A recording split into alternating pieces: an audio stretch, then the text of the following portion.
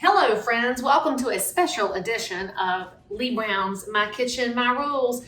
Today I'm going to help y'all out because I heard a rumor that some of y'all got inspired to get into cast iron cooking after finding out that I have my grandma's pan. So this is a special edition called the care and feeding of your cast iron. So let me tell y'all something very, very important. This dish soap does not go anywhere near this wonderful thing.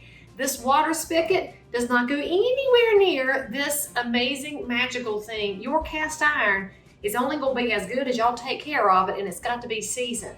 Now here's how you clean it. I have made my pineapple upside down cake, which is a mess, but it tastes very good. Get your table salt, all right? Sprinkle some in here. And then we're going to take a couple of paper towels. And here, friends, is how you clean your cast iron. Scrub the salt around inside the pan. Get up all those little loose bits of food. Scrub, scrub, scrub. You might have to use a little bit of elbow grease. Do not, repeat, do not get tempted to use the water and the soap. And luckily, salt is a wonderful thing for cleaning.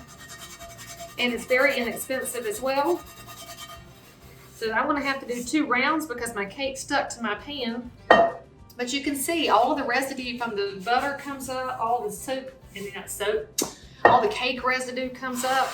We're just going to scooch it around in here. Now, another secret for y'all, if you got somebody's leftover cast iron, you inherited it, got it at an estate sale, if it's got a little bit of rust in it, this is the other way to get the rust out as you season it back up with some bacon or something wonderful like that.